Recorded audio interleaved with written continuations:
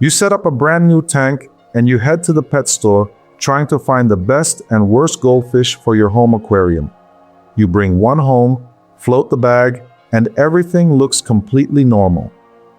But a month later, your goldfish is sitting heavily on the bottom of the tank, or worse, floating completely upside down at the surface. Small tanks do not fail faster. Small mistakes just do not dilute. You think you did something wrong to the water, but the biological timer on that fish actually started long before you bought it. If you want to understand how to build a stable ecosystem and stop blaming yourself for bad genetics, hit that subscribe button right now. Let's start with number 4 on the worst list. What's number 4? The black Moor, or telescope eye goldfish. These are incredibly popular because their matte black color looks stunning against bright green aquarium plants.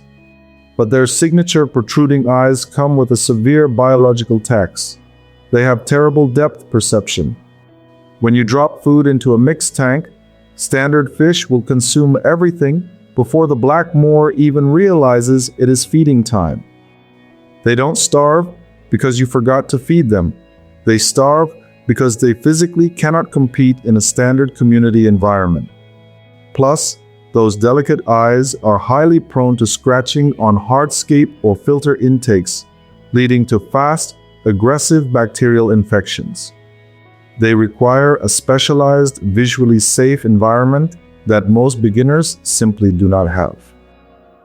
Number 3 is the bobble eye or celestial eye goldfish.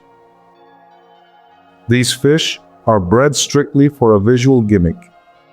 In a bare, sterile store display, they look unique.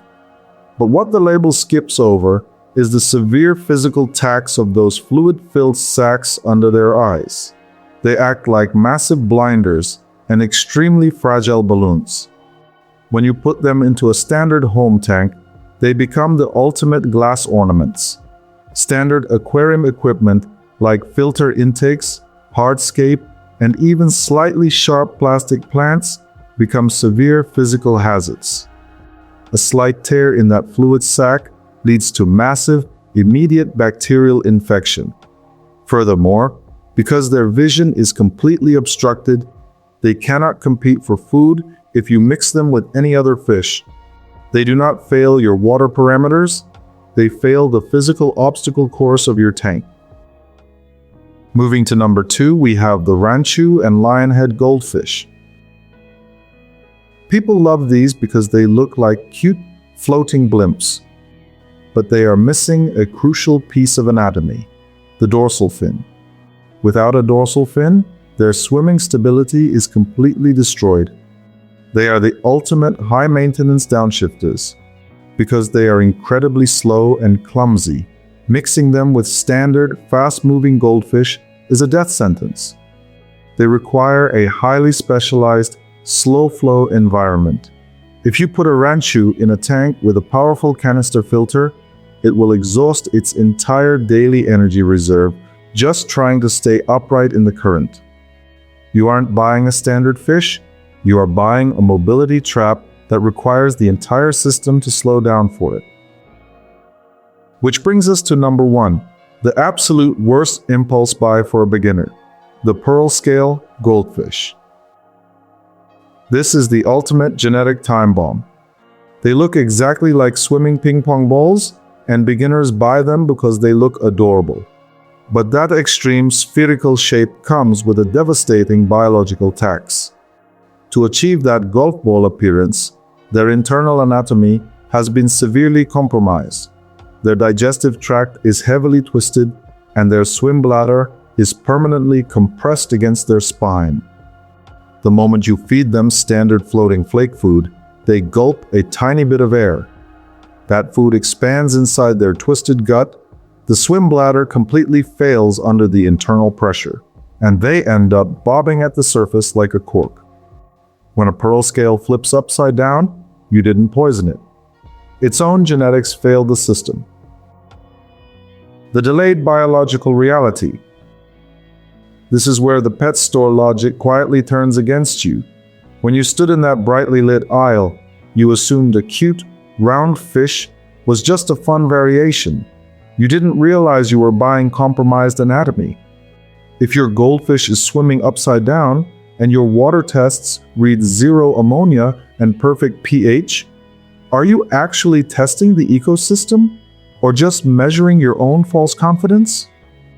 The biological breakdown happened in your tank, but the genetic damage was locked in before you ever scanned your credit card. Goldfish are heavy waste producers, but fancy goldfish are anatomically broken heavy waste producers. If understanding this delayed system logic helps you avoid these retail traps, make sure you are subscribed. We break down why ecosystems actually work. Now, let's look at the translators. The goldfish that actually have the biological architecture to survive the landing. Number 3 is the Ryukin. If the Pearlscale collapses internally, the Ryukin uses its unique anatomy to stay upright. They are famous for that massive dorsal hump right behind their head, but they also possess a deep, tall body shape and a strong dorsal fin. This geometry acts like the keel of a sailboat. While rounder, finless goldfish exhaust themselves rolling in the filter current, the Ryukin cuts through the water much more efficiently. They have the internal room for their digestive tract to function properly, reducing the risk of swim bladder failure when fed standard sinking pellets. They bring that dramatic, exotic, fancy goldfish look, but they bring their own structural stability to back it up. Number 2 is the Oranda and the Fantail goldfish. These still give you that beautiful, classic, fancy goldfish aesthetic, complete with the flowing tails and the textured head growth. But crucially, they retain their dorsal fin and a slightly more elongated, balanced geometry. Because their bodies are not forced into a perfect sphere, their internal organs actually have room to function. They can handle standard filter flow without exhausting themselves.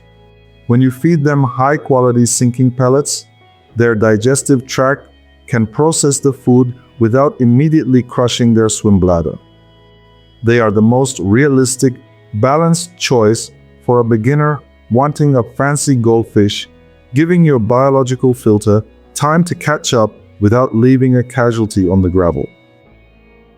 But the absolute most resilient goldfish you can buy is number 1, the common and comet goldfish. These are the ultimate biological survivors.